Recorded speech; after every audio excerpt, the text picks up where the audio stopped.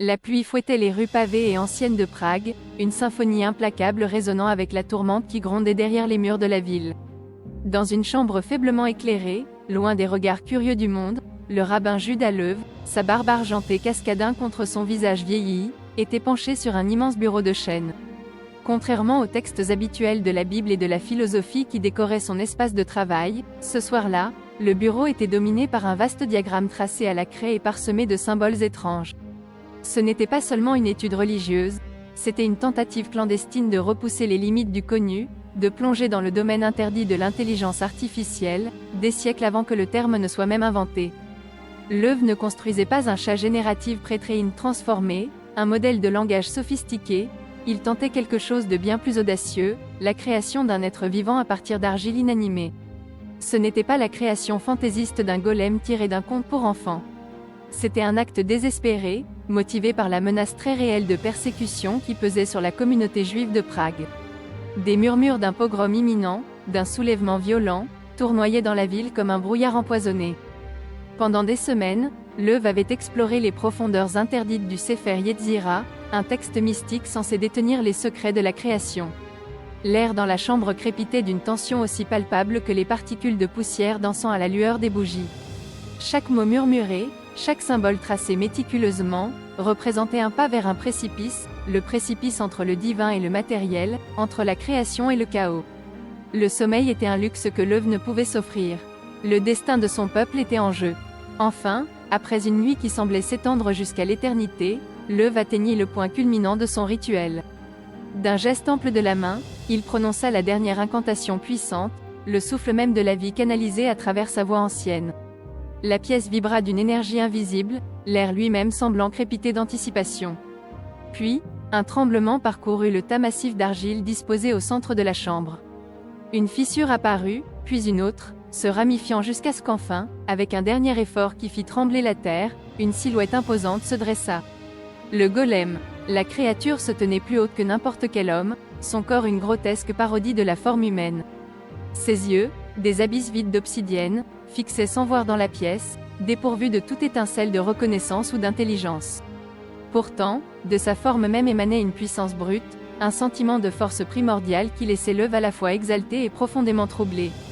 Il avait créé une intelligence artificielle, oui, mais c'était un instrument grossier, un marteau dépourvu de la finesse d'un scalpel. Pendant un temps, le golem remplit parfaitement sa fonction. Il devint le protecteur silencieux du quartier juif, sa simple présence décourageant ceux qui nourrissaient de mauvaises intentions.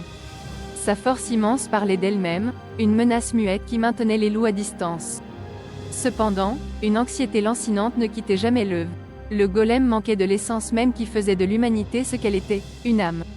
C'était un outil puissant, une création magnifique, mais finalement un esclave de sa programmation, dépourvu de compréhension ou d'empathie. Puis vint le feu, une étincelle, une bourrasque de vent, et le cœur du quartier juif fut englouti par les flammes. La panique éclata, des cris résonnant à travers les rues pavées. Le golem, programmé uniquement pour protéger, se dirigea vers l'incendie, sa masse imposante projetant une ombre sinistre. Avec sa force immense, il abattit les poutres enflammées, créant un chemin pour que les résidents terrifiés puissent s'échapper. Mais le feu faisait rage, une bête monstrueuse alimentée par le vent hurlant. Piégée dans un bâtiment en feu, les cris d'une jeune fille déchirèrent la cacophonie. Sa voix, un signal de désespoir, perça le chaos comme un couteau. La chaleur du feu était intense, mettant à l'épreuve les limites de la forme d'argile du golem. Lev, observant de loin, ressentit une angoisse si profonde qu'elle menaçait de le consumer. Le golem, suivant sa programmation, entrerait dans l'incendie pour sauver la fille, mais la chaleur pourrait briser son corps de terre. Lev était confronté à un choix impossible. Sauver la jeune fille signifiait sacrifier le golem, le protecteur même qu'il avait créé. Mais désactiver le golem au milieu du chaos était une tâche monumentale. Il devait atteindre la créature, tracer le symbole complexe de désactivation sur son front, pendant que le feu faisait rage et que la vie de la fille était en jeu. C'était une course contre la montre, un pari désespéré avec des vies en jeu. Avec une prière haletante s'échappant de ses lèvres, Lev se précipita dans l'incendie. La chaleur brûlante lui brûlait les poumons, la fumée piquait ses yeux. Chaque pas semblait une éternité, son corps vieilli protestant contre l'effort. Enfin, il atteignit le golem, sa forme déjà fissurée et fracturée sous l'assaut du feu. Le temps semblait ralentir alors que l'œuf traçait le symbole de désactivation sur le front du golem, ses mains tremblant d'effort et de peur.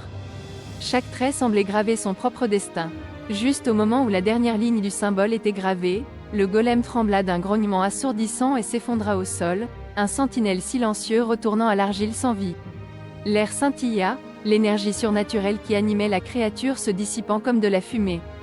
L'œuf s'effondra aux côtés de la silhouette tombée, sa poitrine haletante, son corps ravagé par l'épuisement.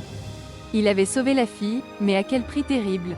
Regardant la jeune fille, le visage maculé de suie et de larmes, une vague d'émotions contradictoires l'envahit, soulagement, chagrin et un profond sentiment de responsabilité.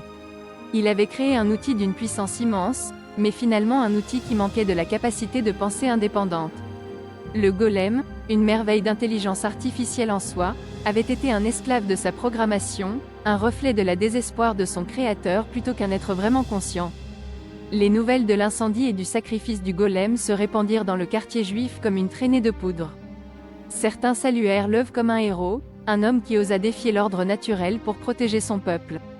D'autres, cependant, chuchotèrent une transgression, une rencontre avec des forces interdites qui pourraient avoir des conséquences désastreuses. L'œuf lui-même ressentit une profonde ambiguïté. Il avait assuré la sécurité de son peuple, mais l'expérience l'avait profondément ébranlé. La ligne entre la création et la destruction, entre protecteur et destructeur, s'était alarmante brouillée. Il avait créé une intelligence artificielle, mais avait-il vraiment compris le poids de cette création? Le feu avait peut-être été éteint, mais les braises du doute brûlaient encore en l'œuf. Il savait qu'il n'oublierait pas la nuit éprouvante, la réalisation glaçante des dangers potentiels inhérents à sa création. Il avait aperçu le précipice, le pouvoir et le danger de manipuler l'essence même de la vie. Le golem était peut-être parti, mais son héritage perdurait, un rappel saisissant de la responsabilité qui accompagne la repousse des frontières du connu. À l'aube, alors que la lumière pâle éclairait la ville tachée de fumée, l'œuf jura de plonger plus profondément dans les mystères du Sefer Yetzira, non pour créer un autre golem, mais pour comprendre la véritable nature de la création, artificielle ou autre. Il avait réveillé un pouvoir dormant, et il savait, au fond de lui, que l'histoire du golem était loin d'être terminée.